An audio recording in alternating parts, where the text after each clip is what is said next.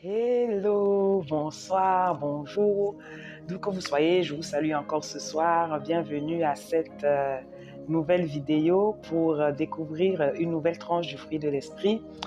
Et aujourd'hui, nous allons parler de la paix. Alors, qu'est-ce que c'est que la paix? Nous commençons toujours par une définition. Le dictionnaire Robert, le petit Robert, définit la paix comme une sensation de quiétude ou bien l'absence de trouble. Et la Bible va beaucoup plus loin. J'aime la définition que le dictionnaire biblique donne de la paix. Le dictionnaire biblique dit que la paix, c'est l'état de l'âme qui est en communion avec Dieu. Waouh, vraiment, cette définition, elle est trop géniale. Donc, l'état de l'âme qui est en communion avec Dieu.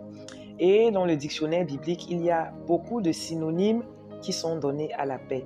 La paix est synonyme de bien-être, la paix est synonyme de bonheur, de prospérité, de sécurité. Dans Jean 14, le verset 27, Jésus dit à ses disciples, « Je vous laisse la paix, je vous donne ma paix. Je ne vous la donne pas comme le monde donne, que votre cœur ne se trouble pas et ne s'alarme pas. » C'est un verset que j'aime énormément. Vous voyez, Jésus fait la différence entre le fait de laisser la paix et de donner sa paix.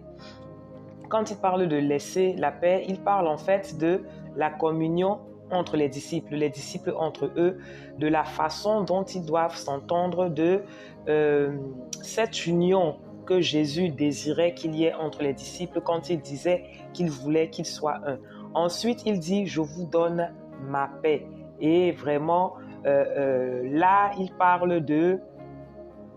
Quand il dit par la suite que votre cœur ne se trouble pas et ne s'alarme pas, là, il parle vraiment de cette sensation d'apaisement, de cette... Je ne sais pas comment je peux dire ça en fait.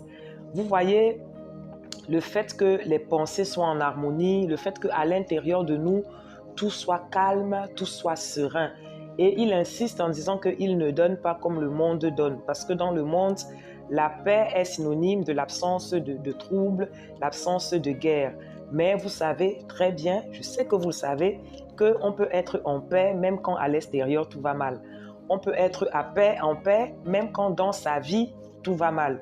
Même quand les choses ne se passent pas comme on le veut, il est possible de garder sa paix, de garder un cœur qui est libéré de toute inquiétude, qui est libéré de tout trouble, de bien dormir et d'être vraiment relax, d'être zen entre guillemets, alors qu'il y a en fait des raisons d'être inquiet et des raisons de s'alarmer. Alors, comment est-ce qu'on fait pour trouver cette paix-là?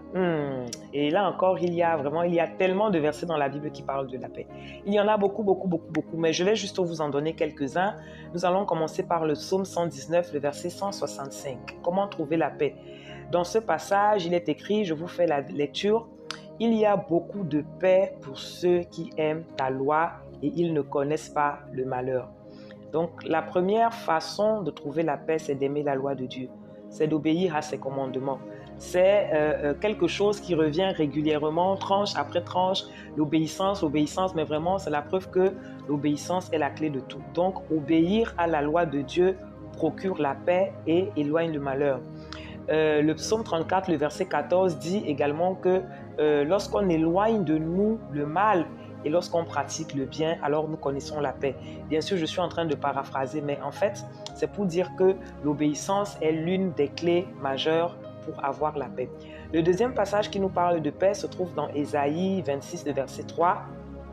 Le passage parle d'être ferme dans ses sentiments et de faire confiance à Dieu. La confiance en Dieu procure la paix. Ça marche avec la foi. Le fait de savoir que quoi qu'il arrive, quoi qu'il se passe, peu importe la force du vent et de la tempête, le Seigneur viendra à mon secours. Si Dieu est pour moi, qui sera contre moi? Donc prendre conscience de ces choses garde mon cœur dans la paix, de telle sorte que mes sentiments sont sécurisés, mon cœur ne se trouble pas et mes pensées ne s'agitent pas. Ésaïe 43, le verset 5, c'est l'un des plus beaux passages de la Bible selon moi. Le livre d'Ésaïe, c'est vraiment un livre magnifique. Est-ce que vous savez que dans toute la Bible, il est mentionné 366 fois, très exactement, une variante de « n'aie pas peur, ne crains pas, ne te trouble pas ». Donc Dieu a pensé à une phrase rassurante pour chaque jour. Il a même pensé aux années bissextiles pour que notre cœur soit en paix. Il dit « ne t'inquiète pas, ne crains pas, n'aie pas peur ». Nous devons avoir conscience de la présence de Dieu à nos côtés. Nous devons être conscients que Dieu a dit « je serai avec vous tous les jours jusqu'à la fin des temps ». Il dit « ton père t'abandonne, ta mère t'abandonne, mais moi, je serai toujours là, je serai toujours à tes côtés ». Donc, savoir ça doit être une source de paix immense. 2 Thessaloniciens 3, verset 16. Dit que Dieu nous donne la paix. Donc en fait, il est tout à fait impossible de trouver la paix en dehors de Dieu. Notre travail ne nous donnera pas la paix, notre conjoint ne nous donnera pas la paix. Vraiment, en dehors de Dieu, ce n'est pas possible d'avoir la paix, du moins d'avoir la paix de Dieu. On peut avoir une paix passagère, on peut connaître la paix de temps en temps, mais si on veut vivre la paix comme un fleuve, la paix tout le temps, la paix 24 heures sur 24, la paix quelles que soient les circonstances, c'est en Dieu qu'on la trouve. Ensuite, Philippiens 4, à partir du verset 4, il dit « Réjouissez-vous dans le Seigneur, je vous le dis, soyez toujours joyeux ». Ensuite, il dit que quand on est inquiet, quand on est dans des moments difficiles, on doit se confier en Dieu. Et on en arrive au verset 7, le verset qui nous intéresse. Il dit « Et la paix de Dieu qui surpasse toute intelligence », c'est-à-dire que le genre de paix qu'on ne peut pas comprendre avec la sagesse humaine. Elle gardera nos cœurs et elle gardera nos pensées. Donc vous voyez en fait que c'est un fil. On a dernièrement parlé de la joie. Ici, il dit que le fait de se réjouir chasse la crainte. Le fait de se réjouir chasse les inquiétudes.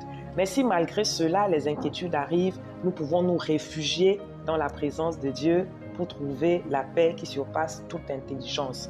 2 Pierre 1, le verset 2 dit que la connaissance de Dieu va nous apporter la grâce et la paix.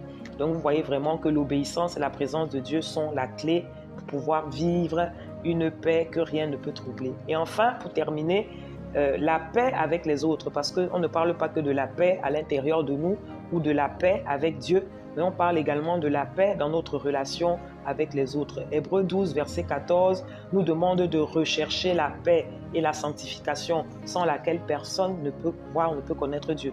Cela veut dire simplement que nous devons être des agents de paix.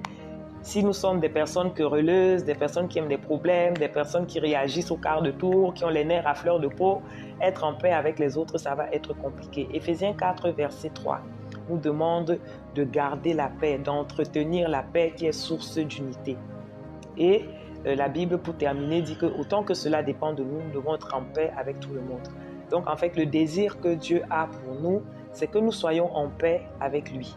C'est que nous soyons en paix en nous-mêmes, malgré nos circonstances, et que nous soyons également en paix avec les autres. Et cette paix-là, il n'y a que le Saint-Esprit qui peut nous la donner. Je vous encourage donc à vous tourner vers lui afin que vous puissiez recevoir la paix qui surpasse toute intelligence et qui gardera vos cœurs et vos pensées en Jésus. À bientôt pour une autre vidéo.